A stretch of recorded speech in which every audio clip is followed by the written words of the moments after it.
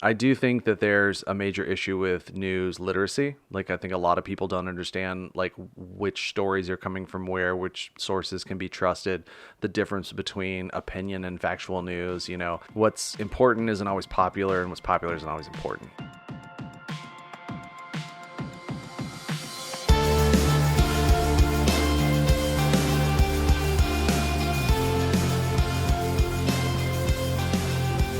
All right, hello, everybody. Welcome to the show. Welcome to the What You Don't Hear podcast. Grab some yellow, pull up a seat, toss in those headphones. This is a life podcast. It's a life story podcast. It's what I like to call an open journal dive into people's lives as I sit and I uncover the real story behind my guest journey, finding out what makes them who they are, talking about all those ups, all the downs, and all the thoughts and feelings in between, as we dig into the parts of their story that we otherwise wouldn't get to hear. I am your host. My name is Ross Theisen. I am a creative of many kinds, a maker of, well, a lot of stuff. And hey, here's a reminder up front to make sure that you're subscribed to this show on whatever platform that you're checking this out on right here, right now. If you really like the show and you want to make sure you don't miss out on more of it, follow the podcast around social at WYDH pod. If you're on YouTube, take a second and hit that like button so it tells the algorithm that this show matters to you and might matter to some other people. You hear these things all the time from every single creator everywhere, but we gotta ask you, we gotta remind you, because it truly does help out more than you may think. The support goes a real long way. So this week on the show, I sit down with Walker Evans, one of the co-founders and creators of Columbus Underground. So Columbus Underground is a really great news outlet here in Columbus that covers, well, just a lot of cool things, to be honest. While I've gotten to know Walker both here in this episode and outside of the podcast recently, as we've started meeting up more, talking about a lot of cool things, working together in a couple ways, it's been really fun to learn just about his passions in general, not just for Columbus Underground and the city itself, but more so, press and journalism and storytelling in general. He's got his eyes and ears on a lot of very cool things that are happening here in Columbus, Ohio. So, of course, we dig into all of that here in this episode about how Columbus Underground got started, how it's grown, and a ton more. But before we get to that and talk about Walker's support of Columbus, I'm going to tell you about some people who directly support this show by way of sponsorship. So let's pay some bills, talk about them, support them back, and then we will dive into this week's conversation with Walker. So first up, guess what? This is one of those episodes where I get to welcome a brand new sponsor to the show, because this episode is sponsored by United Strength. So if you keep up with the show here, you'll know that on the most previous episode of this podcast, I chatted with Todd Johnson, the owner of United Strength, a really rad gym based here in Columbus. And, well, there's more United Strength talk happening right now because I'm going to tell you all about the place. So United Strength is a gym located right in the heart of Columbus, Ohio, just outside of downtown. They aim to create an environment that is welcoming to all, judgment-free, and results-driven. Whether it's open gym hours filled with community members all bettering themselves, or one of their 2 coach-led classes aimed at building muscle or burning those calories, United Strength believes that fitness wasn't meant to be done alone, and that we are all on this journey together. So that's what they've built their culture on. From a supportive environment from a workout standpoint, to doing a consistent flow of community events aimed at bringing people together, supporting local, and focusing on causes like mental health, the gym aims to stay true to their name in uniting people together to support each other and their community at large. So if you want to learn more, go follow them at United_Strength, or to schedule a tour and check out the place for yourself, go to their home website at unitedstrengthgym.com and be sure to tell them that Ross over at What You Don't Hear sent you their way. All right, if you or someone you know is looking for a place to live, well, you may want to listen to this next part because this episode is sponsored by River and Rich. Located in the Franklinton Arts District of Columbus, River and Rich is that set of colorful buildings right there on Rich Street, and they want you to know that Franklinton is a real cool place to live. Now, River and Rich brings together quality apartments, desirable amenities, and a vibrant artistic community. They offer 1-bedroom, 2-bedroom, and townhouse-style apartments, all with open floor plans, oversized windows, and modern finishes. The amenities include a huge 24/7 gym, a heated pool, a fully stocked coffee bar, a secure package delivery room, pretty much everything you'd be looking for in a place to live. And it doesn't just stop at the building, because River and Rich embraces and connects with the art-filled Franklinton community around them, with local art and murals featured all throughout the building and the community itself. River and Rich is both a place to go home to and is also becoming a living piece of art in its own. So if that sort of environment sounds like one that you want to live in, well, you can. So go check it out. They offer both guided and self-guided tours, so you can go check out an apartment anytime. Visit their website at riverandrichcolumbus.com for more information. Also, check this out. Because you listen to this podcast, I might be able to help you get a freaking apartment, you guys, because for right now, new applicants can receive up to half off their security deposit if you use the code WYDH pod when applying. So again, for more information, please contact River and Rich. Certain restrictions might apply. Hop over to riverandrichcolumbus.com to get things going and go join the colorful life over at River and Rich. And this episode is also brought to you in part by Promo West Productions. So, if you live in or around Columbus, Ohio, and you're interested in catching a live show, getting that live music experience, well, you may want to check out one of these upcoming concerts that are being brought your way via Promo West Productions. They've got Rain, a tribute to the Beatles, at Kemba Live on Friday, July 26th. Japanese House comes to Newport Music Hall on July 29th. There's a good chance you're probably going to see me at that one. Then Action Bronson comes to Newport Music Hall on August 18th. And Joywave comes to Newport Music Hall on Friday, September 13th. So, if you want to grab tickets to any of those shows, you can. Just jump over to axs.com.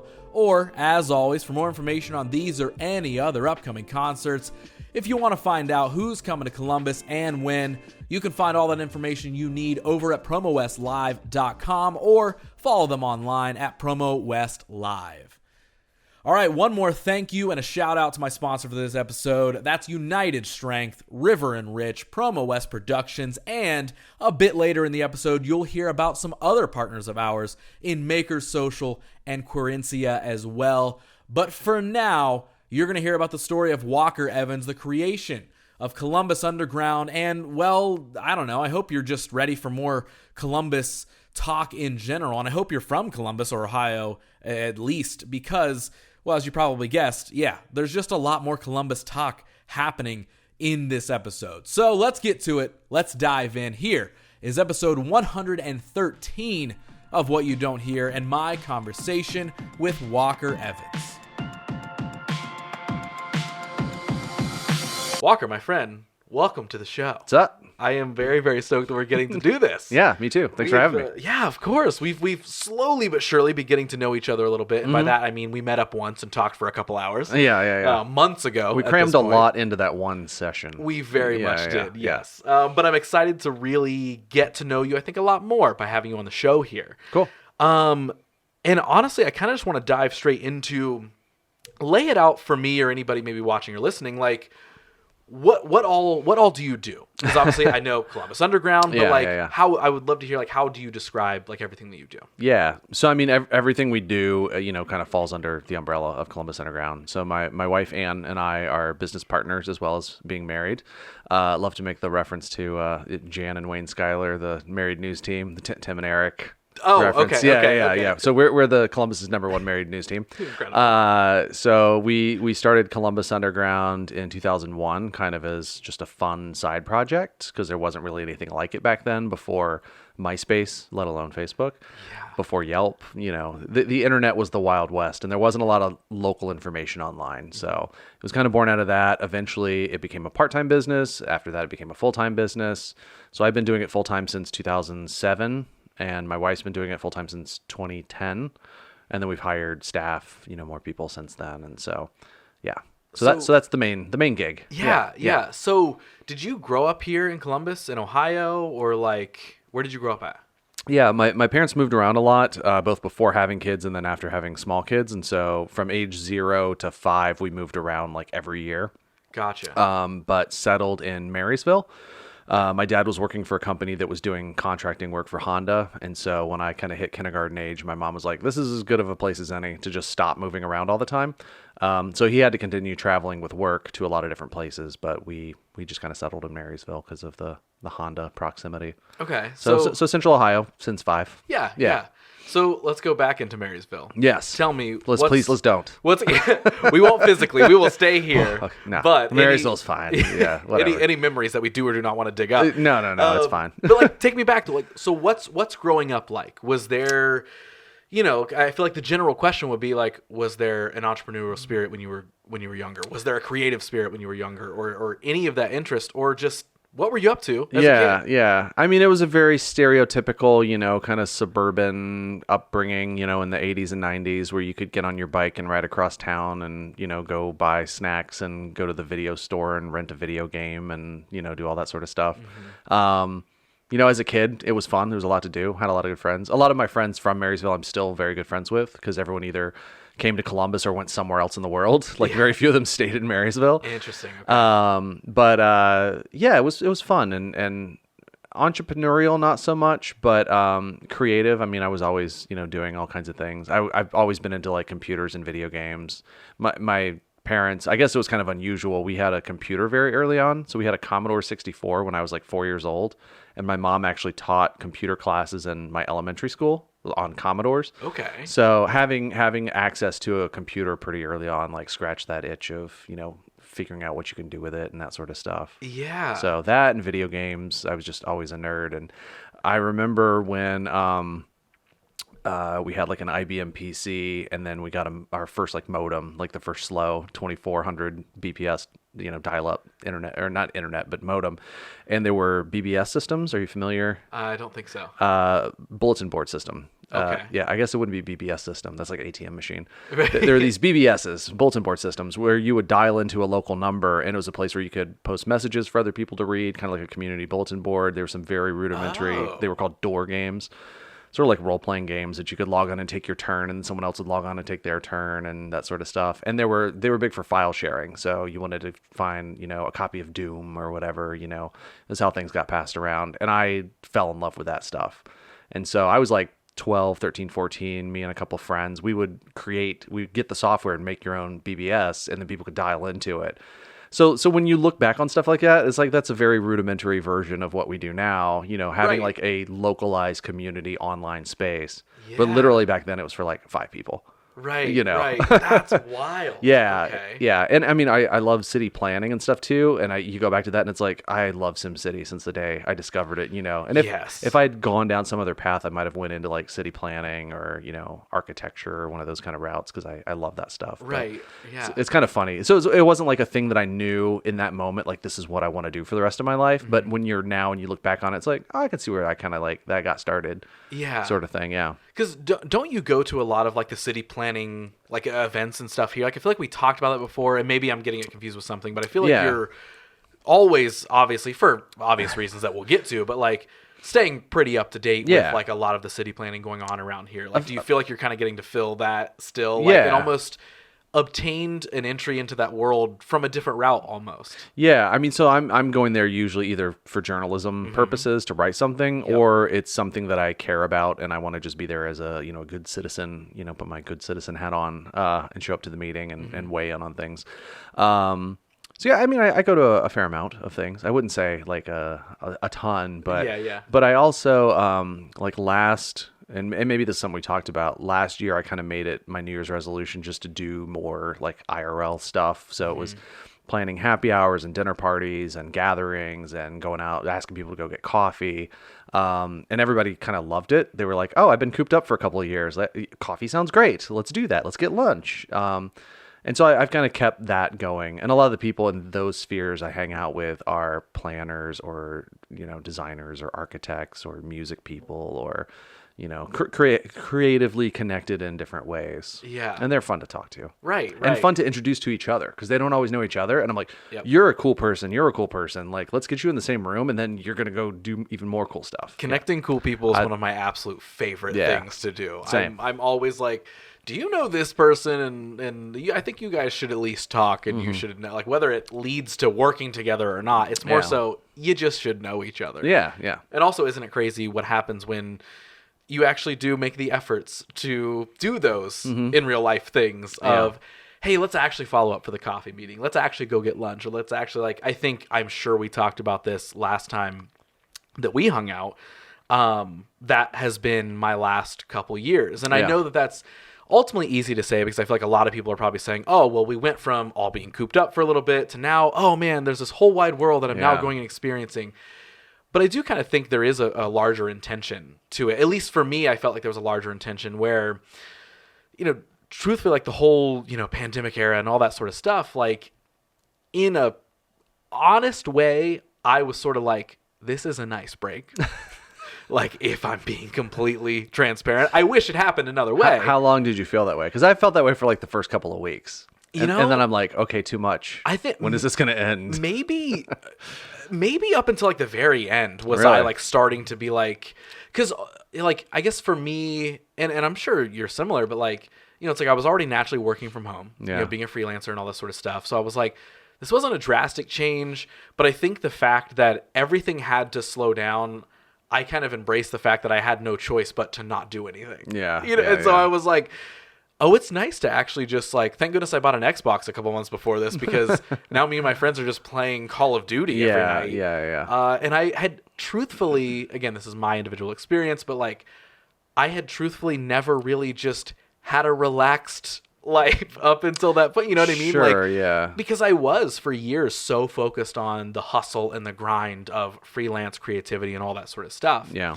And I feel like that in a way was a forced slowdown. And then coming out of that though, I do feel like I had a clearer intention of those, like you said, the IRL things of focusing more on real just life experiences and not just, oh, a friend happens to want to hang out. Cool. We'll go to their house and chill for a bit. Or, oh, I see my friends when we film a video together on a set. Like, that was one of my big turning points was like, it made me focus more on, I need to go and just experience more stuff. Practice saying yes to more things. Yeah. It's kind of like you hear a lot of people say like it's tough to make friends in your 30s or your 40s or whatever. And I think a lot of it is just you fall out of the routine of going out and doing things and meeting new people. If you get into a bunch of habits that don't include different kinds of social interaction, then you're not going to just naturally make new friends. But our experiences are similar, but I will say I was a little in the opposite camp because I get a lot of work done. We have an office downtown, and I get a lot of work done in the office. And when I'm at home, I'm like operating like 50% capacity. I'm easily distracted. I can't like listen to music with words while I'm writing because it messes with me. So after like 3 weeks, I'm like, I got to get out of here. So I was going back to the office. Like no one else is there. Our whole staff, we dismissed. They're working from home. I'm like, I can go be by myself at the office. So I was walking through downtown and like April 2020. Wow. Maybe see one car on the mile walk, like a 20-minute walk. You see one car. It was a ghost town, but I'm like, I need a space to get into my right frame of mind to get things done. Yeah. And maybe I wanted things to go back to normal faster because for our business, we make money in two ways. One is advertising, which is primarily funded by small to medium-sized local businesses and nonprofits. And every single one of them, as soon as the pandemic said, stop all advertising because our business is shut down and all this sort of stuff and blah, blah, blah. And the other way we make money is events. And all of a sudden, no mass gatherings anymore. Yep. So basically our two ways to make money immediately dried up overnight. And my wife and I are like, how long can we not pay ourselves so that we can keep paying our staff and like paying the bills and all that sort of stuff. And I mean, thankfully we made it, through all of that. And my wife is, the financial wizard. She applied for both rounds of the PPP loans through the government. We got both of them. We spent 100% of it on payroll, which is what it was intended for. So we didn't have to lay off a single person through the whole pandemic. Nice. But it was really fucking hard. Yeah. I'm sorry. Can we cuss on this? Totally can. Okay. Yes, It was really yes. fucking hard. I probably shouldn't have went that loud. Yeah, it was tough. And I mean, I feel like we're still, we're not 100% to where we were, in February of 2020, but like we're a lot more comfortable now. But the last couple of years have just been like clawing back out of a hole. Yeah. Yeah, for a small business, it was tough for small business owners. And I have friends like they shut their businesses down, and I know people, we didn't lose our lives. No one super close to us died. So there are a lot worse things that could happen, but it's a lot of stress. Right. Yeah. Let's dive into that a little bit. Like what on almost maybe a daily process, and everyone was processing a pandemic. So like obviously there was mass stress and craziness going on, but like from a business perspective, like where was your head at during that time? Like when you're doing that scratching and clawing, like what are the things you are doing to keep the brand afloat? Like yes, we're getting the loan, but from just even a creative problem solving standpoint, like what were you doing during that time? I think we were immediately trying to look at businesses that were able to pivot. I mean, because when you talk to restaurants, like a fine dining restaurant struggled, whereas a fast casual restaurant that already had a delivery mechanism set up in place, like probably did better than they would have if there wasn't a pandemic. And so moving in those directions and trying to chase advertising dollars from the businesses, that was part of the strategy. We started, a donor box campaign, which can be both for for-profit and nonprofit businesses. And we felt kind of conflicted about that because every nonprofit was trying to raise money and there were individual GoFundMes and stuff. But, we kind of put a stake in the ground and said, the federal government is calling journalism essential workers, and we feel like we are. So if you like what we're doing and you want us to stick around, we're going to just set up this thing if you want to donate. It is not a tax write-off. This is going to a small business. And so we had some people, chip in some money here and there, and that was helpful. So it was a variety of things. We do a lot of event production, and we've got a lot of just like random merch from past events sitting around. So we're like, let's set up. We never sold anything online. So we set up a Squarespace, like an online store in like a day, and just counted the inventory and said, here's, 40 of these kind of coffee mugs and 50 of these kind of t-shirts. And like, hey, everyone, again, if you want to support us, like buy a t-shirt, we'll drop it off at your house, with masks on and everything. And so, we were basically like searching for change in the couch cushions, so to speak, No, that totally makes sense. And a lot of it was like, what can we stop paying for? Like what, we have this like weird little expense. Let's cut that out for now. This and that, kind of just boil it down to the bare essentials. Yeah. Thankfully in retrospect too, well, I mean, this is also, it's hard to look back on it with 2020 hindsight, because back then we were told like, we're all going to shelter in place. It's all going to blow over in like 3 weeks, right? Yeah. And then it went another month, and then another month, and then another month. And so if you had told us in March of 2020, like this is going to be impactful for 2 or 3 years, we might have just said, oh no, never mind. We're out. Goodbye. We're shutting our business down. We're going to go just crawl in a hole, Yep. So there's that. But, yeah, there's something else I was gonna say, but I forget now. But that's the gist of it. Yeah. Now I am curious, like, where does the interest in like the journalism side of things even pop up for you? Well, it originally started, again, like 22, 23 years ago, where, and I don't think this is like a Columbus problem. I think this is an America problem, which I love talking about those kinds of things, because I think we beat ourselves up for things that are just like America problems all the time. But you turn on the TV news at night, the thing a lot of people watch before they go to bed, the local TV news. And it's like, here's your crime, sports, weather, car crashes. Good night. Mm-hmm. And so like, if that's the last thing you see about your city before you go to bed every night, Yeah. And we would see as, 21, 22, 23-year-olds in the early days, like, oh, this new restaurant opened and there's this cool art exhibit going on. And like this band has a show and there's this and this and this. And the news isn't covering that. The Dispatch wasn't covering it. Business First wasn't covering it. We had the Columbus Other Paper and the Alive, the print weeklies, but those were once a week, and you had to go out and get them. And me growing up a computer dork, it's like, what if we had event listings online? What if we had just like recommendations for cool things to go do? So it was kind of born out of that. Like we were kind of out of college and starting to discover the things we liked about our city. And it just kind of grew out of a want for wanting to share that information. And over the years, it moved more from just like fully entertainment to discovering, there's a planning initiative in German Village, like what's going on in that neighborhood, and kind of getting into some of the more technical in the weeds stuff and transportation planning and bike lanes. And Right. Now, what did you go to college for? What did it have anything to do with journalism and anything like that, or? No, so Anne has an English degree and a business minor. I went to Columbus State, go Cougars, and got my degree in interactive multimedia technology, which I think the name of the program has changed since then. But I started off, I went to OSU for like 2 quarters, it was before semesters, just doing like straight computer sciences and kind of quickly realizing like this is just math and it's lining me up to go work at like Nationwide for the rest of my life or something like, doing like COBOL programming or, something. So I stopped and I took like a year off and I worked, and then I found this program at Columbus State that was pretty new at the time. And really it was like, I called it a jack of all trades degree. It was web design, graphic design, photo editing, little video work, some light programming like JavaScript classes, which they probably don't even teach anymore.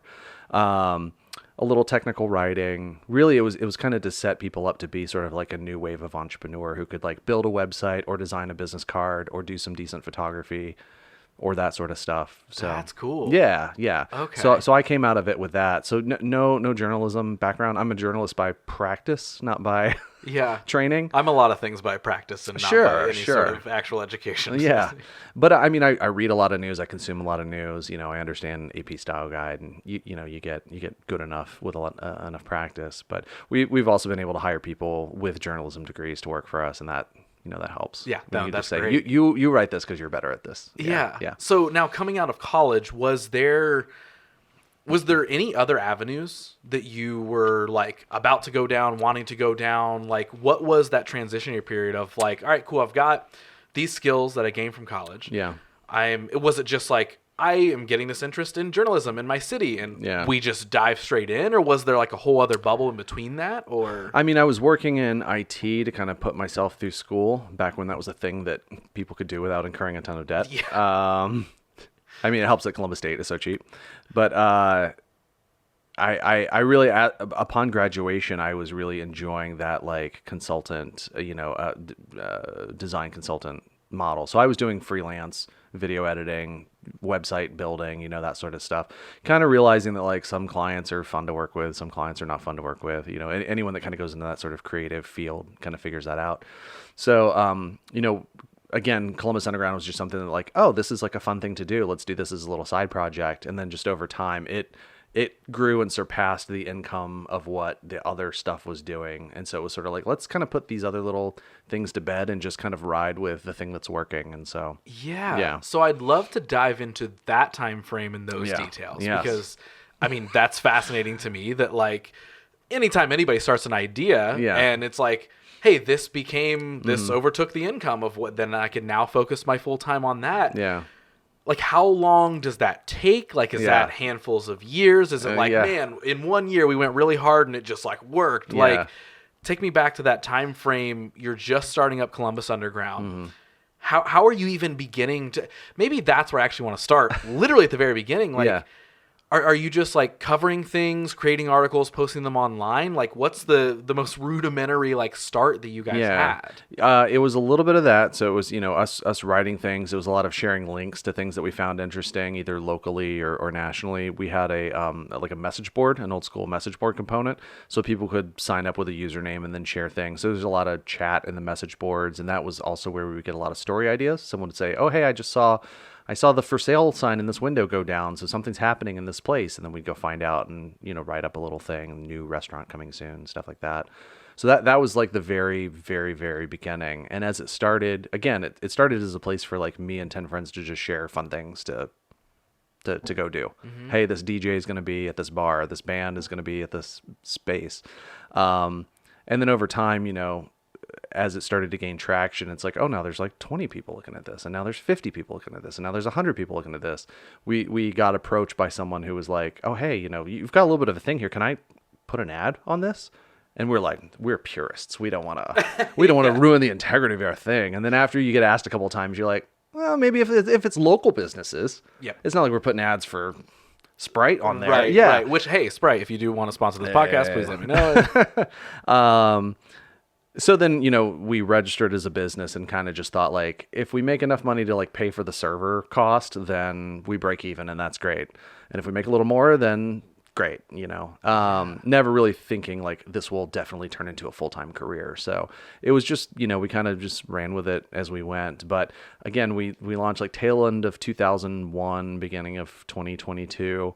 It really became a business in like 2005. So about 3.5 to 4 years of not really doing it like a business. And then from 2005 to like mid 2007, about 2 more years of it being sort of like a part-time thing.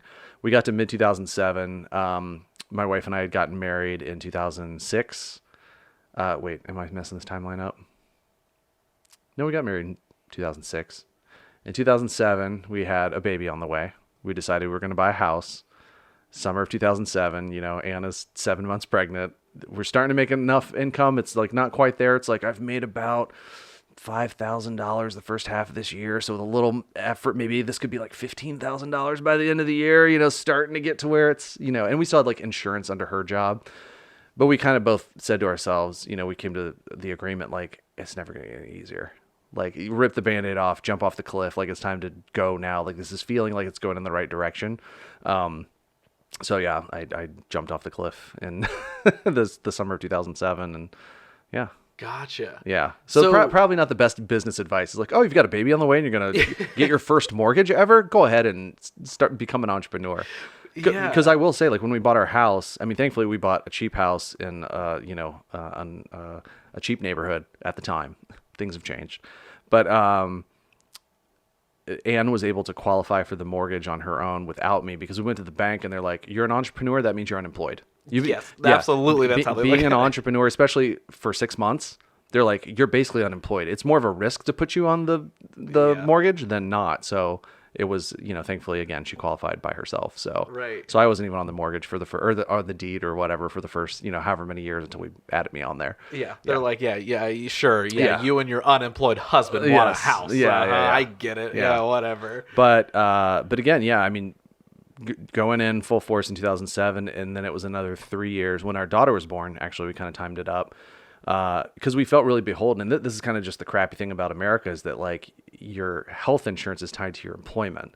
So it's not just that you need to make enough money to like make up the difference in pay to become an entrepreneur. You have to like also get health insurance for a family of 4, and so we waited until after our daughter was born before she left her job, because otherwise we'd have to pay out of pocket for a birth, which is not cheap.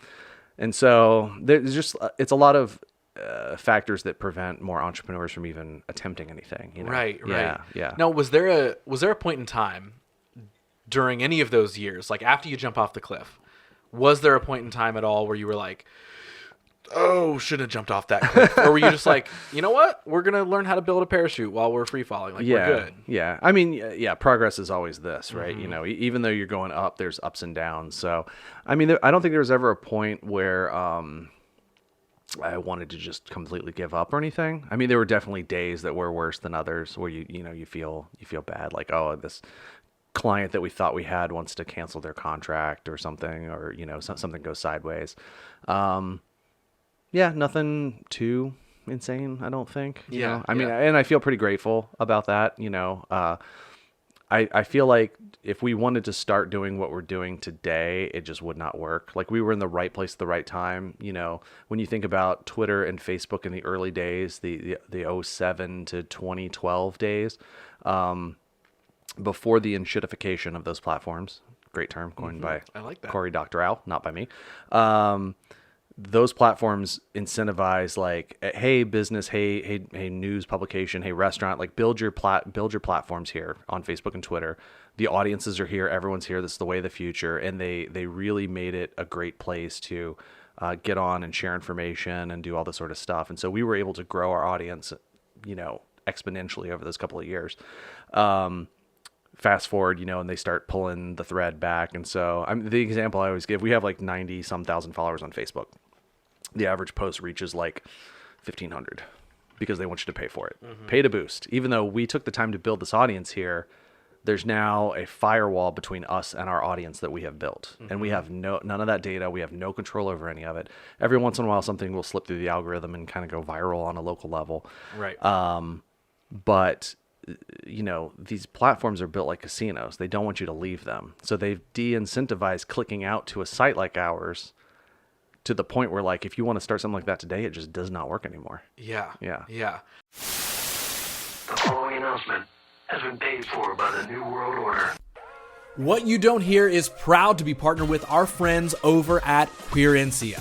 Queerencia is an LGBTQ plus lifestyle and apparel brand that aims to support the queer community by empowering all people within it to embrace their true identity and express themselves boldly and proudly, while also at the same time aiming to create more accessibility to queer history and queer culture in general. Now, if you do really want to hear the full story of the brand, I had owner and creator Ty Collier on the show back on episode 70. So if you do want to deep dive into it all, be sure to go check that out. But right now, I urge you to jump over to Queerencia.co to check out all that they do and all their amazing apparel they have available in their shop. You can follow them at Queerencia.co, or again, hop to their site to learn more and make a purchase and support at Queerencia.co, that's .co, and I cannot thank them enough for partnering with this show and being a sponsor of this episode.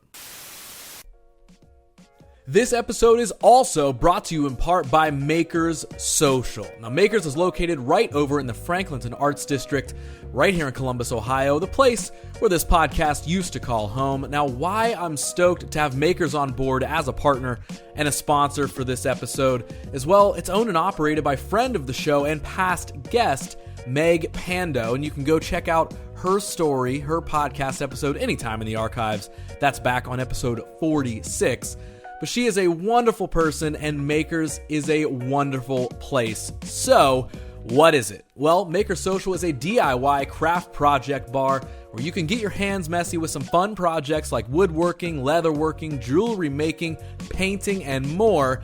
And while you do all of this, you can drink if you want, because they also have a fully loaded bar with cocktails, local beers, and a very rare bourbon list for you bourbon collectors out there.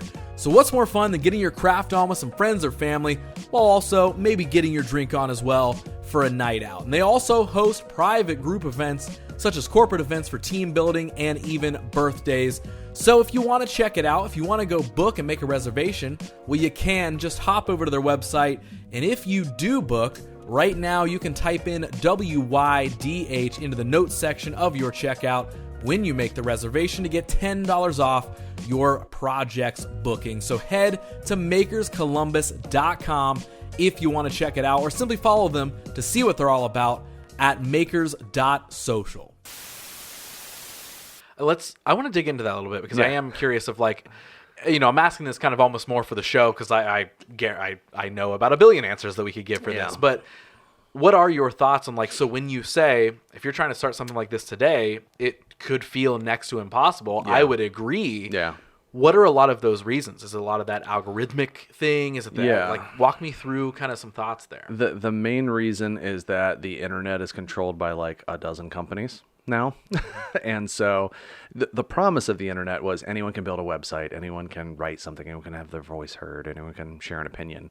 And now it's like, well, if you get lucky and win the lottery, the algorithm, blesses you, or you gain enough of an audience at the right time to come out on top, then yes, you can do really well. It's kind of separated people into like either rock star celebrity or table scraps. There's nothing in between. There's no like modest income level on these platforms. So that's a lot of it. But for journalism specifically, there's been mass consolidation in the industry as a whole, both, TV, radio, but print media as well. And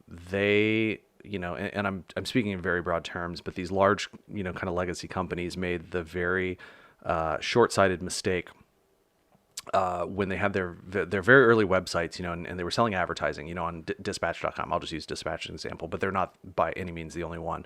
They would make the majority of their money on print advertising sales. So their salespeople are trying to push people to buy print ads in the print dispatch.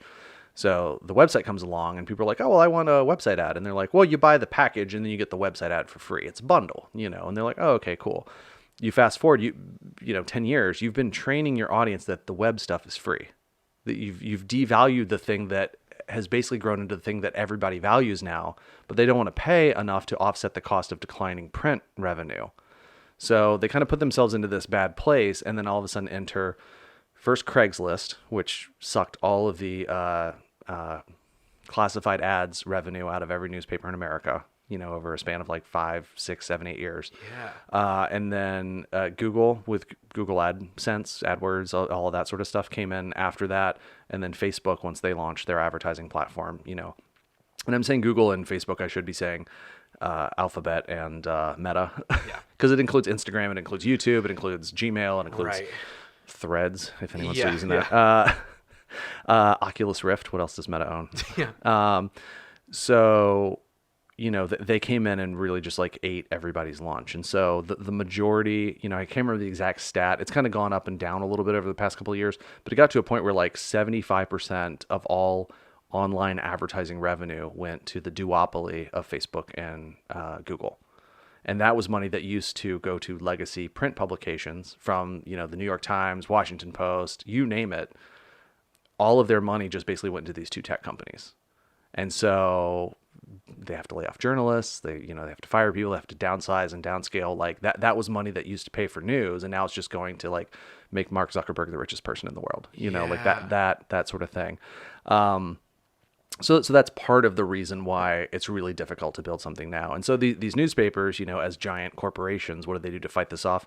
I'll just buy your competition and pay out dividends to your shareholders and yada, yada, yada. And it's just been this Pac-Man game of, these newspapers buying each other up, shedding employees, letting people go, consolidating jobs, killing off newspapers in smaller markets where it doesn't make as much sense to keep them. So you create these news deserts. And I don't know what the answer is, Yeah. Like it sounds kind of doom and gloom, and I wish I had like, oh, here's going to be the solution, but it's like making news videos on TikTok. Like, is that right? Yeah. Because then you're just, it's weird because you used to have these old gatekeepers, and now we just basically replace them with new gatekeepers that are even worse than the old ones. So, right. Sorry, I don't like to be a downer about it, but it's tough. No, I mean, that's the state of the world. Genuinely, everything you just shared is like incredibly fascinating to hear from that. And you hear more about like with Amazon, like how much of e-commerce just goes through that one company. Because people say buy something online, you really mean you're buying it from Amazon. Right. Like 60, 70%, I think the percentage is different on a global scale, but in America, it's like 70% of everything bought online goes through one company. It's the same with like online advertising. Like almost all of those dollars go through two companies, and that's it. Yeah. So it's table scraps for everybody else. What do you, I mean, this kind of goes directly off of what we were just talking about, but like, what do you feel like the state of like independent journalism is nowadays? Like, I know you just said like, hey, I don't have the magic key. I don't have the, like, I don't know, make some TikToks. Like, yeah. Is it kind of that? Like, what do you feel like? Do you see new people pop up nowadays who are trying a form of independent journalism? Yeah. And what does that look like? There are a lot of people doing good things. I think for some, it's a passion project or it's a hobby project. It's not a main source of income. So you do have really talented people who are like putting the work in and building an audience and getting information out of the community.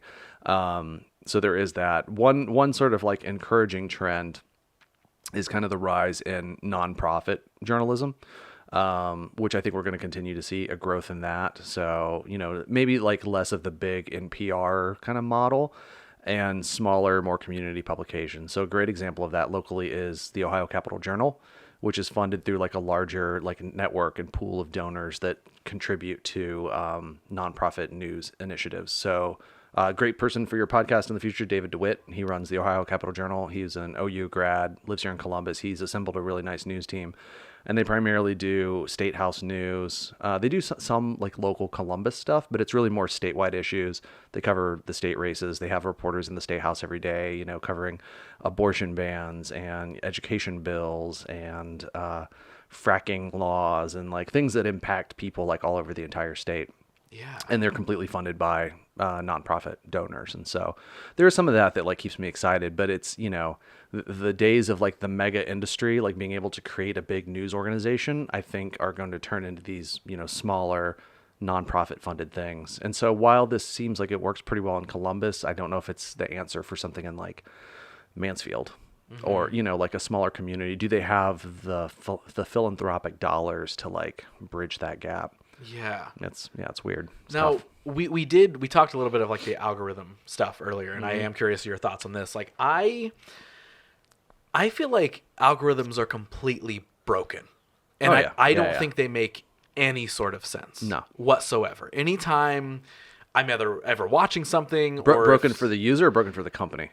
I think broken for the user. Yeah.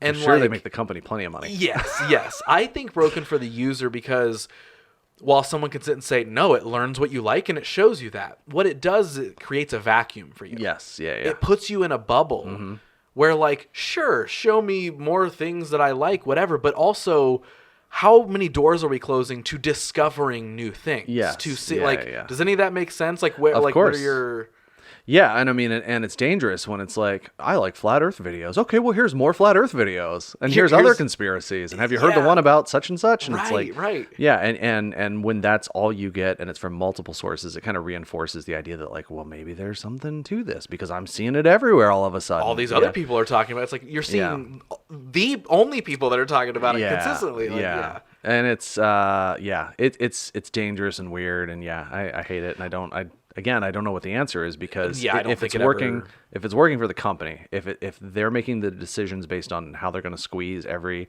blood out of the stone of money making they can, then they're going to keep doing that. So 100%. human mental health is not a concern of theirs. Yeah. 100%. Yeah. Even though they'll find a way for their algorithms to show you like a whatever mental health ad or something Yeah, like that. Like, yeah, hey, it's like, yeah. we'll slide this in there because like you're on this thing all day. We know you are. Like, Yeah. yeah, go check this out. Right. But I do think it is just like, it's just insanely backwards. Like Yeah. the fundamental argument of like, all right, we've got these social platforms. You choose to follow something, which means Yeah. you're interested in it. Yeah. And if you're not interested in it anymore, you can unfollow it. Yeah, it doesn't work like that anymore. It does not, like, you follow something, and if you don't show it the perfect amount of interaction, Yeah, an algorithm somewhere says, oh, they don't actually like this. yeah, not gonna show it anymore. And it's like, that just doesn't, and I know at this point, we are just, like, yelling into the void because Yeah, this yeah. rant matters none. Yeah, Because it's not going to change. this But, is like, going to be the rant that gets through. You know what? to It the- will be. It will be. They're gonna. Yeah. There's somebody at Meta or somewhere Yeah. who listens to Listening, this yeah. show, Yeah. and they're gonna hear this episode. But guys, Yeah, have you heard this episode? We need to change Yeah. our ways. And then you and I get credited for. and he changing walks the over algorithm and just server. like pulls a plug out of the wall and shuts the algorithm machine algorithm down. is shutting down. Yeah. Everyone's seeing everything. It's amazing. Yeah. Like, you know what? Yeah, I think we did. We are changing the world right Yes, now with this nice, rant. nice. But it is just. It's just insane to me. Yeah, Like, it's absolutely insane that just like stuff is just hidden. And again, with people's attention spans becoming shorter and shorter, even if they, because it's like you can still technically scroll through hours upon, an Instagram feed, and then it'll show you like you're all caught up. Like, you can still do that. Oh, really? Does it get to that point? If you are like, Huh. I guess, if you're scrolling. I try like, not to scroll too much, so maybe I just haven't Yeah. gone there in a I while. can't say I ever have, like, I think I've seen that like twice. But the point being is like, no one's scrolling that far. So no one's seeing everything, right? Yeah, and then the argument yeah. of like, well, once the feed refreshes, it does put other stuff you haven't seen at the top. And I'm like, why not just let it be there? And Yeah. then this person, you can discover it as you discover it. And not to mention that every 2 posts is an ad, Yeah, which is wild. yeah. Well, even the actual content, even the things that you said you wanted or the things that you're genuinely interested in, it's turned us all into like skimmers. Like you scroll through and you're like, oh, okay, I saw that photo, I saw this, I read that headline, yada, yada. And we're not really like diving deep into anything. And the amount of like wrong takeaway you can get from just like reading the headline of a news story without getting any nuance or detail or additional information, like there are people. There was I just had this example the other day where someone was saying, actually maybe this was this morning. Now that I'm thinking about it, there was a study. The Dispatch published it. It's the second year in a row this company said that like we have the worst air quality of any city in the country. Number 1 worst in Columbus, and it's like okay. And then you read the article and it's like, the study came from a Swedish manufacturer of air purifiers. One. To me, that says red flag. Yeah. And then you start reading into their methodology, and they use like non-EPA certified testing devices. So these like, it's a very casual thing. At the end of the day, they want their name in the news to sell air Yeah, purifiers, yeah. And we see this a lot. Like as journalists, we get 1,000 press releases a day on all kinds of weird, crazy stuff. And all these companies have realized like the more like lists you compile, the more likely you're going to get your name in the news. So there will be like a apartment.com or something equivalent to that, like a place that's just trying to get you to rent apartments. And they'll put out the list of like the top 10 cities for singles under the age of 35 and above the age of 14. And like whatever it is, you know, it's like something super specific, and you read it and it's like, we surveyed 100 people and this is what they had to say. Like it's not a scientific thing. It's a thing that doesn't matter, but like you get this and like they know that they can shotgun that out, and as long as like 10 people pick it up, then they get the SEO, they get out there, they get their name out there, and some of that trickles back and it boosts, you know, the page rank of their website, and they sell a couple more apartments or whatever, you know. Right. But it has this weird effect on people where it's like, oh yeah, I saw Columbus is like great for singles, you know, and I guess that's a bad example. Like that, okay, that's a great thing, whatever. But like the bad air quality thing, like people will be talking about that next week and the week after and the week after. I saw. Yeah, and it's like, but that wasn't an EPA thing. That wasn't that wasn't like an official like sanctioned scientific air study. That was an air purifier company barfing out a listicle. Right. Yeah. You know. Yeah. So they could sell a couple more products. Do you feel like, because everything is ultimately for profit most of the time, that like, do you feel like that slippery slope? We're done with capitalism. Is that is that where we're going with this? Yeah. Late stage. Yep. Like that, just everything just continues to snowball in that sense where like people are just, and even the people making these things, like, do you think there's less educated journalism that's going to happen from certain, like, do you think people are just going to start making articles to get clicks for the headlines for, I mean, that's already happening. But like, you know, like, do you feel like it continues to go that way? Do you feel like people are actually getting aggravated by that enough to where there's almost a pushback a little bit? Because like I feel like I do sometimes see both sides where, like, you know, a solid journalist that I see online will sit and call things out, be like, this is completely incorrect. Here's why, blah, blah, blah. Obviously that's one person's bubble in one person's world. Like, do you feel like that spreads? Do you feel like we're just on a slippery slope of just absolute nonsense that continues? Or I mean, I'm trying not to be all doom and gloom and everything. I do think that there's a major issue with news literacy. Like, I think a lot of people don't understand like which stories are coming from where, which sources can be trusted, the difference between opinion and factual news. You know, the cable TV, you know, the 24-hour news cycle kind of started this trend 20, 30 years ago when they had 24 hours of news to fill. And so part of it is the news of the day, and part of it's the reaction to the news, and then part of it's the reaction to the reaction that guy said about the reaction to the news. And so it starts to get into this territory where no one really knows what the actual facts are anymore. It became a TV show that needed ratings, right? Exactly. Like yeah. And so you got to chase the ambulances, and sometimes that isn't. I say sometimes, and I'm sure I didn't come up with this. I've read it somewhere or something, but like what's important isn't always popular, and what's popular isn't always important, you know. I don't know what the end of this sort of thing is, and I do feel a lot of times like there's a downward spiral to it. But the thing about like clickbait, like people say they hate clickbait, and they journalists and this thing, and they don't like the stuff, but they click on it, you know. So like clickbait came about because, you know, if I put a boring headline on the story, you won't click on it. But if I put an incendiary story, then you click on it, then maybe you'll actually read the story and get the actual information. So it's one of those, like, everyone hates fast food, but everyone eats fast food anyway sort of situations.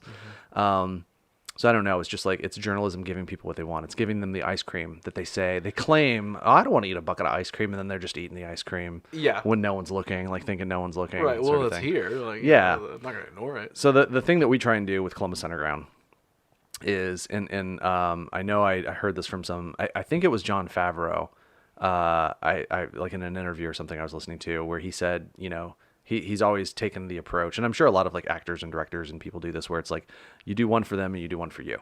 So like he makes Iron Man and makes, you know, $1 billion for Marvel, Disney or whatever, and he gets his paycheck, and then he makes Chef, which was like the passion project because he loves food. And it was just like this cute little story, and it wasn't going to make a ton of money. I'm sure it made money, but it was like the $5 million budget movie.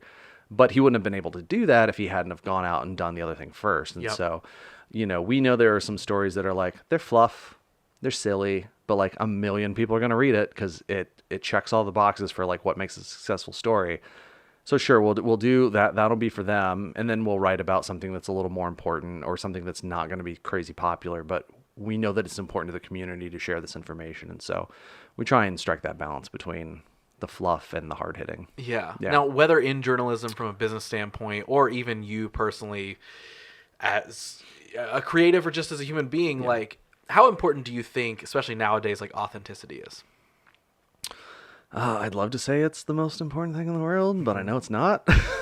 Is that fair to say? Yeah, and I've been thinking about this a lot lately because we've been doing a lot of stuff with comedy, and we're working on a festival this year. So I watch a lot of comedy, which has been great to get back into because my wife and I used to go to a lot of comedy shows, and then we had kids and the pandemic hit, and we kind of stopped doing a lot of stuff, and now the Attic opened like a 10-minute walk from my house, so we've been going to a lot of stuff. Went to Hashtag last weekend. So I've been seeing a lot of local comedians, and like you see people that have maybe been doing it for a couple of months, maybe a year, and you can tell that like they were inspired or influenced by a style of comedy or like another individual comedian, and they're emulating what they like, which we all do to some extent. You're like, oh, I like that thing, I want to dress like that person, or that's cool, I like this, but they haven't quite figured out like how to be themselves yet. They're still like trying to figure out what that influence means to them, because we're all influenced by something. Yep. And so I think like getting to that, I don't think they're trying to be inauthentic. I think they just haven't found their voice on stage. And you see this in music and art and any other sort of creative process. But I've been really like noodling on it a lot when it comes to comedy. And you see some people get on stage and it's just like they're themselves. Yeah. And that's great. Like nothing gets me more excited than to see someone who is like being the best version of themselves on stage and just like in their own skin, and they're comfortable and they have a point of view and they have something to say. And that's great. And sometimes that's natural, and sometimes it's a little manufactured. Like they're being a version of themselves, like a heightened character sort of thing. Yep. Which is an authenticity, right? But maybe that's what needs to work for the act to work. Right. Yeah. 100%. Yeah.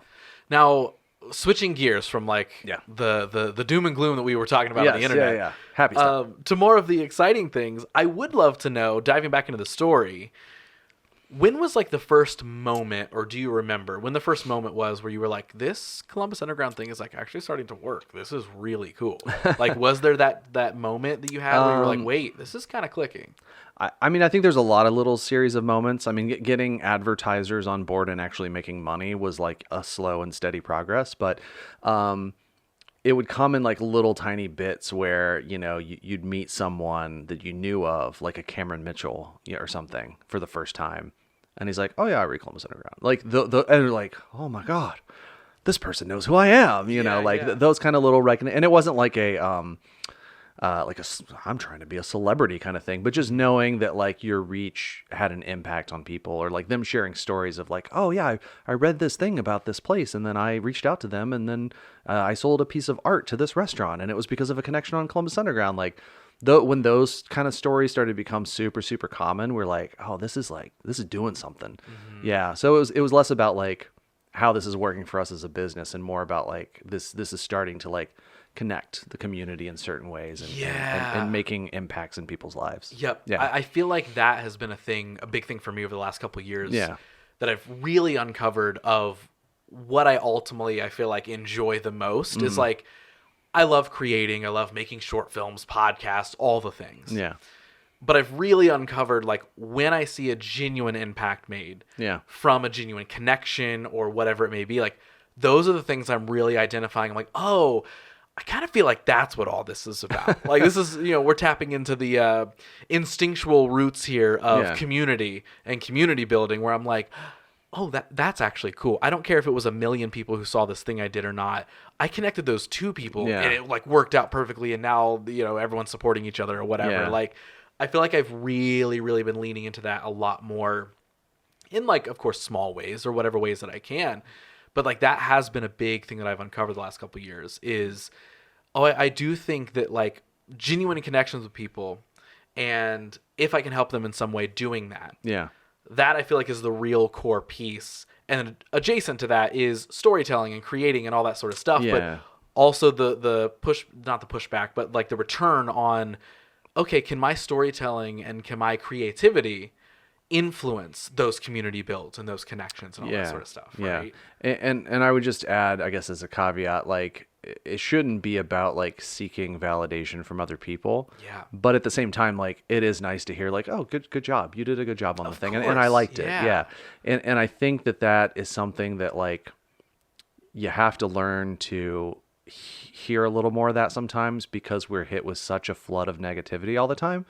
That like you put something out there on the internet and people shit all over it, you know, you can take that to heart, you know, and a lot of people do, and just go into like a death spiral mode of like, I'm never making anything ever again, you know.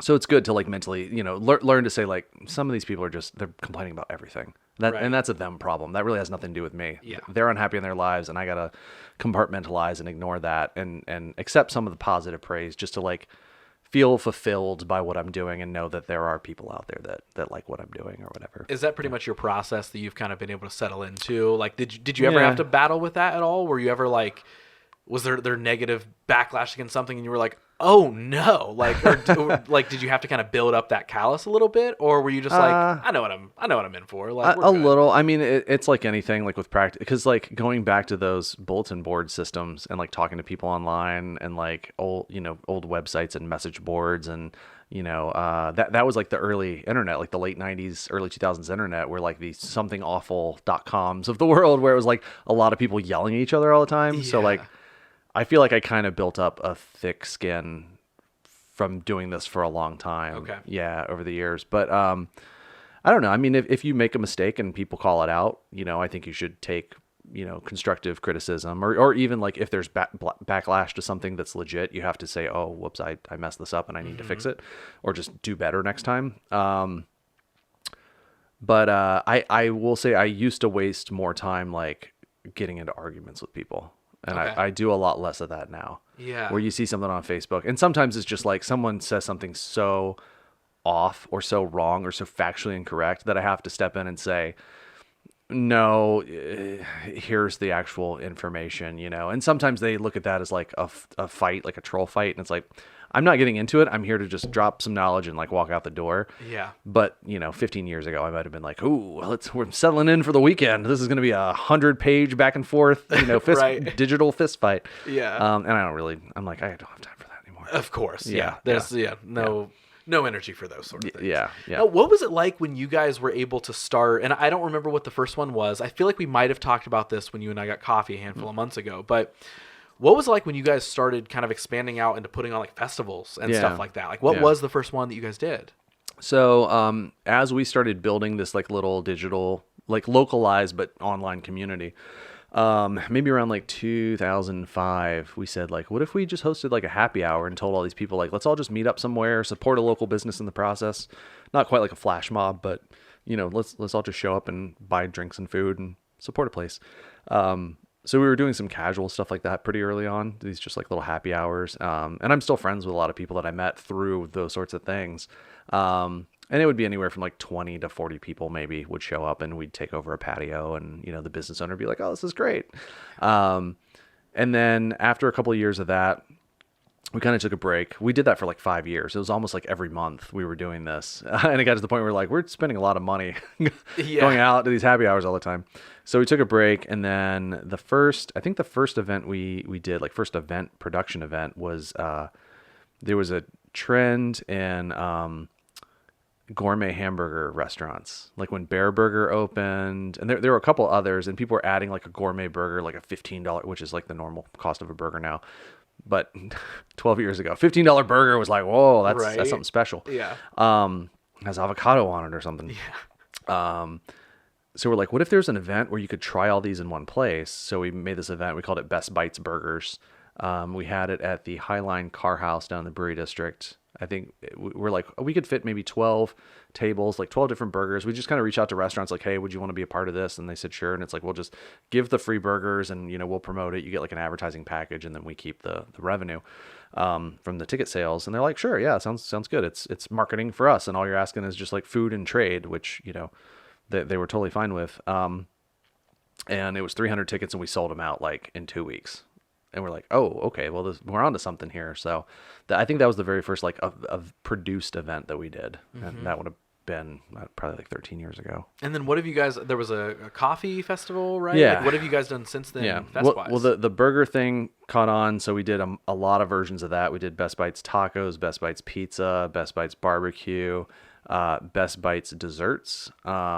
We ended up along the way, we did multiple versions of those things over the years, but some of them, like with the taco thing, there's just like 4 different taco festivals throughout the year at this point. So we're like, maybe this is too competitive. Because we always wanted to do something that didn't already exist. We don't just be like, oh, someone else is doing this. I want to just copy it and rubber stamp it, because that's kind of sucks. Right. So the Best Bites Desserts, we call it Best Bites. It became Best Bites Sweet Treats, so now we call it the Sweet Treats Dessert Festival. So that's gone through a couple name changes, but it's the same sort of thing. So we still do that. The most recent one was in January. I think we've been doing that for 8 years. So that's a dessert tasting festival, and it's grown to 900 people. That's a 900 person event. We still sold it out in advance.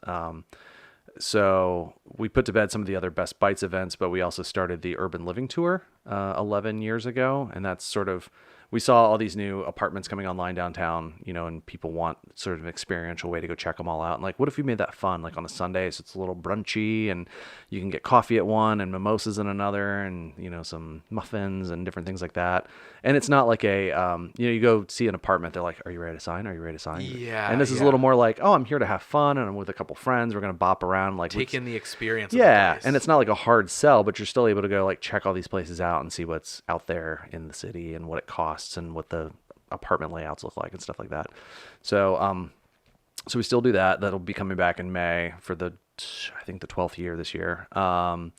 We started the coffee festival. There used to be a coffee festival at the North Market years ago, and they did it for a while and then ended it. And then a couple years later, we were like, I kind of missed that event. What if we did our own take on that, our own version? So we started that in 2016.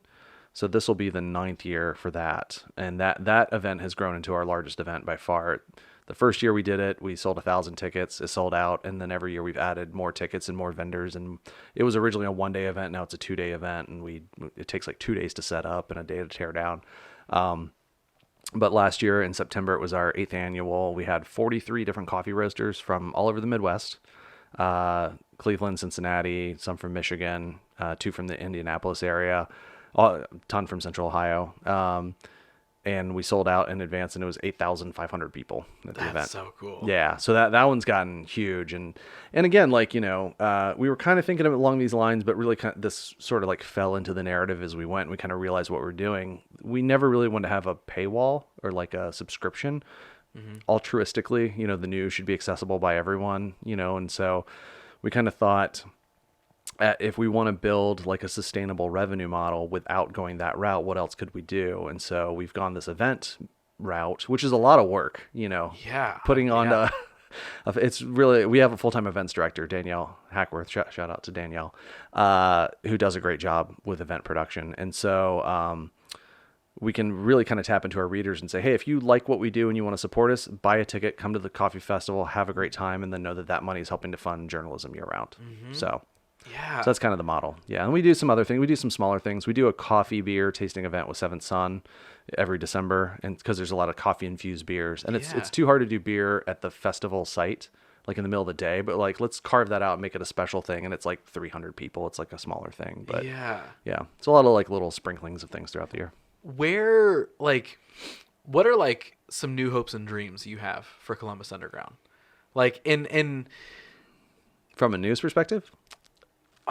I think the only caveat I'll give you is not from like a business perspective, right? Let's take the business of like, of course we all want to grow and all this sort of stuff, but like literally anything. Like if I'm asking you like, what's a goals list for Columbus Underground? Is it like, man, we'd love to do an event like this, or we'd love to expand in this way? Like, what does that look like? Yeah. Since the pandemic, there hasn't been a whole lot. It's been like a lot of survival mode kind of stuff for a long time. So I haven't, that's a great question. And I should probably spend like 3 months thinking about it, go on some sort of retreat or something. From a news perspective, we, set out with the goal a few years ago of really beefing up our freelance capacities. We have a couple of staff writers, we have some freelance writers, and really the staff covers the stuff where there's something to write about every day, and the freelancers are sort of like things that wouldn't necessitate having a full-time person for. There's just not enough there. But like doing an article or two once a month or however, the frequency works out. We wanted to fill those niches. And then after watching the Alive go away, and then, things like CD 92.9, struggling, shifting to the online, I don't want to say going away because they're still online, but realizing like there are certain kind of gaps that we could step in and help fulfill because we are still here and we can have some of that capacity. We decided to really push that, and that's turned into almost an annual renewal because you hire some freelancers and some of them after 6 months they drop off. Others have been with us for a decade, so we have some people who've been writing with us for a very long time, which is great. But every year we kind of assess like what are we missing, like what are the topics, so continuing to grow in that capacity and add more, individual experts on specific topics to really kind of cover some of those niches and just try new things too. Mm-hmm. So like one of our writers, Mare Farrar, shout out to Mare, came on board about a year ago, maybe a little over a year ago, and to do travel writing. And she writes about a lot of like day trips around Ohio, like fun things. You can go canoe in this place and there's cool places to stay over here. And it's not all just about Hocking Hills, but there are other things throughout the state, things to do in the summer, things to do in the winter. Her articles, for the most part, have been so well read. Like we didn't know people were that into day trips, and like she's knocking it out of the park. And it's been great. So, but you don't know that stuff until you try it. So, you got to just keep throwing stuff at the wall. So, from a news perspective, I think that's kind of a goal to kind of keep experimenting and growing and not getting too complacent. Because I will say, and maybe this can apply to other kinds of businesses. Like I've been doing this for so long and I've lived in the city for so long, like sometimes a new business will open. I'll be like, yeah, I've seen that before, but someone else who's like 22 and they just moved here a year ago or they just graduated college, they see that business and they're like, this is so exciting. And I'm so excited. Have you heard of Jenny's? I just had Jenny's for the first time the other day. And it's like, yeah, that's awesome. That's great that you're so excited about the thing. I'm trying my best not to be jaded. I'm trying not to be the old man, but like giving people opportunities to like be excited and share experiences because like our readers aren't all me, so trying to keep our eyes open, I guess that's a goal for journalism. Yeah, that totally makes sense. Event wise, again, I kind of mentioned the comedy festival. We kind of started talking about an event last year. It kind of slipped through the cracks a little bit, but we kind of got a lot of major comedy players in town to kind of all sit down at the table and say, what would it look like if Columbus Underground runs the umbrella of a comedy festival and everyone can like find a place to live underneath that? And we promote the hell out of it as just one big fun thing to do for 5 days. And everyone's like, yeah, sounds great. Let's do it. And so it's been full steam ahead since then. So August 14 to 18 this year. More info to come. Lineup will be announced May 16th. But we're super excited about that. As a fan of comedy, I'm really jazzed. And there's a lot of, I mean, you know this better than anyone. There's a lot of really funny local people. Absolutely. Half of them have been on your podcast, and I've listened to them. And I love shining a spotlight on people doing cool stuff. So yeah, I'm pumped. Within all of that, what has been your favorite top, whatever you want to call it, like personal accomplishment with Columbus Underground, or maybe even adjacent to it? That's a great question. Top accomplishment. I mean, I'm really proud of the coffee festival, the way that it's grown. I started doing a little digging. I probably need just like spend 6 hours on a Saturday, looking at like different coffee festivals across the country and finding their attendance numbers. I think we might be in the top 10. That's awesome. And some of them, I mean, it's tough to tell because some are like more conferences. They're like industry conferences. Okay. Yeah. And so ours is very much a consumer facing event. So there's some different stipulations. There's one, I think, in like somewhere in New Mexico, maybe. I don't know if it's Albuquerque or not. That is like a coffee and chocolate festival or something. And then they say they have like 20,000 people. And it's like, well, does that count? Are they there for the chocolate? Like, I don't know anything about this event. Yeah. You know what I mean? So like, how do you figure some of that stuff out? But, right. But I'm pretty proud that we've grown it to where it is, and that, I was just looking, through all this data, cause again, computer nerd. Because all of the tickets are digital for the coffee festival, I was looking through all of the full list of zip codes for everyone that bought a ticket last year, and then mapping out how many of them are Central Ohio, Greater Ohio, outside of Ohio, it basically broke down. It was like 2/3 of our tickets are sold to people with zip codes within an hour's drive of Columbus. The other, it was something like 27%. Sorry, I don't have the numbers in front of me. Come from elsewhere in Ohio, from Cleveland, Cincinnati, all points in between, and then, the remainder, whatever that is, 5% come from outside of Ohio.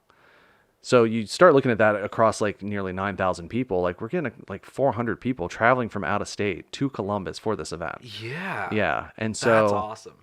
And we hope that can be replicated with the comedy event as well, like making Columbus a draw, showing people a good time while they're here. Like really, I was saying about this comedy event, like we'll never have the industry or the oceans of, New York, Los Angeles, the coastlines. Right. Let's kill them with kindness. Let's just like make everyone have a really good time in Columbus and be like, oh, I didn't know anything about the city other than OSU football. And now it's like, I went to a cool restaurant after the comedy show, and then I did this thing and I found pins and whatever they end up doing. Went to the riverfront and got on a kayak. Yeah. Yeah. Yeah. Now, as someone who has spent years just digging through everything in Columbus, all things Columbus, what's popping up, what's going away, all this sort of stuff. I have 2 Columbus specific questions for you. And we're going to go both ends of the spectrum here. Okay. I would love to know, what do you feel like the most like unknown thing about Columbus may be? Or maybe, and that can be to people outside of Columbus, or even people who live in the vicinity who just don't really understand about this place. Yeah. We'll start with that one. It's really hard because I feel like, we want, we talk a lot about like the brand and the identity and of the city as a whole. And it's really hard to like put a stamp on one thing and say, that's our thing. Like Nashville is country music. Yeah. I'm sure not everyone that lives in Nashville likes country music. Right. If I lived there, I would not like country music. Yeah. But it's the brand or whatever. I feel like Columbus, when you talk to different people who are into different things, like know it for very different reasons. Like it has this scene there, or that anime conventions there every year at the convention center, and I go to that, and that's why I go to Columbus, is for my anime convention sort of thing. So like people have a very specific tie, and I'm sure it's like that with a lot of other cities that just don't have a strong identity. So I feel like I'm always discovering the unknown, and I guess one of the well-known unknowns is like we have a large Somali population. So we have some of the best Somali food in the country, like that's one I think people are a little more tuned into, but I think it's a good example of like, once you start diving down into like niche, cultures or hobbies or, touch points, you find this like hotspot of culture that might be like, oh, this is the top thing in the country or the top 5 in the country for that one specific thing. So, I don't know if that answers the question or not, but I love discovering those little things. Someone recently told me, because we're talking about the comedy stuff, there's a lot of like comedic magicians. And I think Nikki Winkleman actually was like, that Columbus is like a hotbed for magicians. There's like a magician school, and there's like this magician like subculture, and they're like, and maybe that's the greatest trick of all, is that they're hiding. They walk among us, the magicians with their capes and their hats. What if I just made myself disappear right now? You were like, whoa. Can you do it in post? Let's edit it. Boom. Yeah. I'm gone. Where am I? You can hear my voice though. Isn't that so crazy? Yeah. And if I don't edit that out, I look real stupid. Keep it in. Yeah, so like things like that, I'm still learning these things, and it's like, that's great. That's probably something most people, I didn't know it. And most people probably don't know it, but I'm sure people in the magician community, you could probably talk to a magician and in Denver, and they're like, oh yeah, Columbus, that's a hot spot. Right. Yeah. Now you did kind of. What was the other half to the question? The other half I did not get to yet. Okay. I thought I missed it. No, you did kind of lean into this a little bit. I was also going to say like, okay, what's the hidden gem of Columbus, or things that people don't know. And I'm also curious to know if there's something, have you seen a pattern over the years of like almost maybe something, do you feel like there's anything Columbus is missing on? Like something that you would like to see change or get better? And I don't mean like the doom and gloom side of like, it's a terrible, this. Right. But like, are there things that you've been able to identify, like being so in the know and attached to like all the things that have been happening for well over a decade? Like, has there been a consistent thing that you've seen where you're like, man, we are just right on the edge of this thing right here? And if that, is it that identity piece maybe, or is it something else? I don't know. I mean, being someone who spends a lot of time downtown, our offices are downtown, we live a block outside of downtown, there's all those conversations about like, downtown would just be great if it had that or this, if we had a MoMA, a modern art museum, or if we had a better grocery store, or, like people will spout off these very specific things. I fully believe we need a second funny bone, and it needs to be downtown. You have the Easton one and the downtown one, and that would be great. But I don't think there's really like a silver bullet for what downtown or the city as a whole is missing. I think we just need more of everything, like, and the nerdy thing that gets me really excited right now is that there's a lot of intertwined planning initiatives going on. I actually had a group of people over to our house on Saturday to sit around and have food and drink and talk about this kind of nerdy stuff. That's awesome. Which again is one of those just like, let's get people in a room that don't all know each other, but all kind of work on similar stuff and like just talk about the good and the bad and the ugly and all that kind of thing. Right. But see if I can remember all this stuff. So there is the zone-in plan, which is updating the city's zoning code for the first time in 70 years. I don't know if you're familiar with that. So like most American cities, it's illegal to build anything other than single-family housing in the vast majority of the city of Columbus. If you want to build anything else, you have to jump through so many hoops, variances. It takes months and months and months. It takes money to file for permits. So every apartment building you see, like, could have been built faster and cheaper if it weren't for these like antiquated rules that were written in the 1950s. If you want to build like a garage unit on the back of your property with like a mother-in-law suite, ADU, an accessory dwelling unit, illegal. Like you have to go through all these variances, apply for all this stuff. You have to go through all these processes. So a lot of cities around the country are saying, maybe we don't need 1950 suburbia zoning code in our urban areas. Maybe a duplex is okay. Maybe a four, the story, they say this all the time. Like if German Village burnt down, you couldn't rebuild it the way it is. It'd be illegal to rebuild it the way that it is because the lots are too small. The buildings are too tight. There's not enough room in between them. Wow. But that's what gives that neighborhood its value is like the charm of the fact that it was built in the 1880s. So the zoning code is going to be updated this year for the first time in a long time and kind of smooth out some of those processes. And it's an ongoing process, but it's going to lower the barrier to entry, which lowers the cost, which hopefully allows people to build more housing to keep up with our growing demand and hopefully keep prices from continuing to skyrocket. So that sort of stuff is exciting. So there's that. Of course, Amtrak, we got some more funding and approvals. And of course, we'll see it when we believe it, when it's a done deal, but full steam ahead, pun intended. We're on track.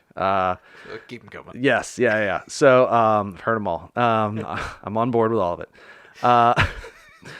So the Amtrak stuff, the Linkus program, which is like the bus rapid transit, the high-speed bus line kind of program throughout the city, which is going to be on the ballot in November. So that has to pass first, but that's exciting. The Rapid 5 plan, which is the waterways system. So the downtown riverfront, the way that like the dam was removed and the new like sort of green space, the Scioto greenways, kind of taking what was learned from that plan and apply it to the 5 main watersheds throughout the entirety of the county and interconnecting a lot of our waterways and like cleaning up the systems and connecting them to the trail systems better. That's a really exciting plan. And again, all these things like complement each other. So you're building density and you're also building transit and you're improving water quality. And like when you start adding all these things up, and the right people are talking to each other while working on these plans, I think it allows for, we need more of everything. This allows more of everything to happen. Yeah. It breaks down the barriers so that people can do more things. Because if you build density and you have, more people living within, per square block, then you've got more room for entrepreneurs to open restaurants and stores and add more culture and a new art gallery and a new, music venue and things like that. Because most of Columbus was built kind of post suburban sprawl, and you can't build culture when everything is just so dominated by the need for parking lots everywhere because we drive everywhere. So the other plan I should also mention, GCAC just unveiled kind of phase 1 of their public art plan, which was sort of taking inventory of all the public art in the city, but then discovering like where the missing gaps are in terms of funding and placement and equity across neighborhoods and accessibility. And so the second part of that is like, how do we fund more of it? How do we build in like a public art plan to make sure that like everything is happening the way that it should. And again, tear down barriers, because it's like, oh, this wall would be cool for public art. And it's like, well, do you have this permit? Do you have that file? Did you get approval from this? Did you, Right. streamlining that for the businesses, for the artists to like just make more things happen. Yeah. So it's really exciting that like all this stuff is happening in 2024. And I think it's going to set the stage for the next 10 to 20 years. Nothing happens overnight, right? Of course. Yeah. But like the people that I know that are working on these things are all like really smart, like young, energetic, excited people. And that makes me excited. Yeah. I love that. Yeah. Walker, is there anything we haven't covered? Is there any like major things you're like, dude, if we shut this podcast off without talking about this, it's going to be a huge missing piece. I mean, we could talk about like favorite TV shows we've been watching lately. Ooh, or get real podcast with it, right? Yeah. I mean, we go down a giant rabbit hole. Of course. I mean, Columbus-wise, I think we hit a lot of things. Yeah. Yeah. I don't know. Well, you were kind of saying that like the hidden gem, like I get asked a lot for like a recommendation on something. Like someone will be like, I'm coming to town. What restaurant should I go to? Mm-hmm. And it's like, what are your favorite foods? How much money do you want to spend? Do you have a large group? Do you have a small group? Do you have dietary restriction? Like I want to curate and make sure they go to the best restaurant for them. Yeah. So like I don't have a default answer right. for like the thing that I would recommend to anyone. But yeah, but we have, like, if you know where to look, we have the thing that you're looking for, Mm-hmm, Yeah. Mm-hmm. I love that you have the database for sure, probably of like, pass it through these filters. Yes. Yeah. Give me this checklist here, and then I will give you some options based off of those filters that you've put. Yeah. Because the worst thing is like someone asks for a recommendation. You're like, oh, you should go check out this place. And then they go and they're like, I didn't like it because I wasn't in the mood for that. It's right. Like, I would have sent you somewhere else. Exactly. Yeah. Like, listen, I've got options for sure. Yeah. I love it. Well, dude. Yeah. I appreciate so much. Thanks. I hope that was good. Got to do this. Yeah. This was an absolute blast. And again, it's funny because like, whenever I'm meeting somebody for the first time and I kind of have the idea that I'm like, I'd like to have them on What You Don't Hear at some point. I'm like, how much do I get to know them now so then we're not rehashing things later? And like, I feel like when you and I chatted last time, we covered so much good stuff in general that I was like, cool, that felt like a podcast episode, but I don't feel like it spoiled anything. So I feel like I like that we got to really dive into everything here. Yeah. You asked great questions. This is awesome. Thank you, man. Yeah, no, I'm glad. This was an absolute blast. I have one final question. Okay. That I think, and I hope at least, that you will also be like, hey, it's another good question. Right? Yeah. Hopefully don't derail it here at the end. I asked the same question at the end of every single one of these episodes. So now it's your turn. Okay. So right now, I would love for you to pretend that, we've been talking a lot of Columbus-centric things here, but now let's expand who's hearing us to the entire world. Okay. So right now, let's pretend that everybody everywhere is listening to you talk. Okay. You get this moment to share one thing with everybody. What are you telling them, and what would you really, really want everyone to hear? Ooh. I probably should have prepped for this in advance. Well, it depends on what kind of restaurant they're in the mood for, right? Perfect. Yeah. I don't know. I mean, with all the things going on in the world and all the problems and stuff, I mean, I think maybe stop fretting about whatever specific like little issue of the day might be, and maybe we all need to just really focus on this whole climate change thing, because then if if we don't get that fixed, then there won't be anything else for anything. You know what I mean? It's sort of like the one issue that impacts all the other issues. And we can argue about, politically, anything, but it's just one of those things that like everyone's so distracted that they're not doing anything. And then you end up in like the sunniest February on record here in Columbus. And it's like, you remember when it used to snow in Columbus? And I feel bad because it's like, I want to take my kids sledding and it doesn't stick long enough. And as a kid growing up in Marysville, like the snow, it was like South Park. The snow would fall and there'd be snow everywhere. Yeah. And we would just like sled for weeks. Mm-hmm. And now that doesn't happen anymore. Nope. Yeah. Nope. Yeah. So let's fix climate change.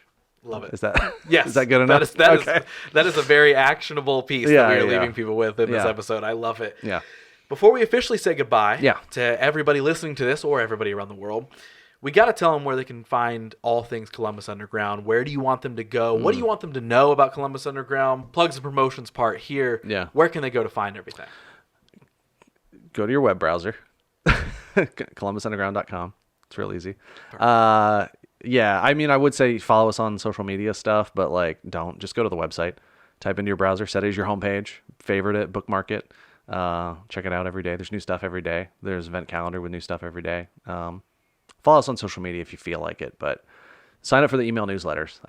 That's the most impactful way. That's the most important way to get information to people is email. So if you like getting email about cool things going on in your city, get our emails. ColumbusUnderground.com. Beautiful. Thanks. Dude, we did it, man. Yeah. We did it. We officially have made a podcast. I cannot thank you enough. Yeah, thanks for having me. For sitting and chatting with me for however long this has been and Yeah. talking all things you and all things Columbus. I'm glad we got to make it. It felt like 20 minutes. Perfect. So, yeah. Good. Yeah. That's what I want this to feel like. I want to be Nice. like, that flew by. Not, oh man, thank goodness this Finally. podcast is over. I want this guy to stop asking me stuff. Yeah. Thank goodness. We did it, man. Cool. Thanks.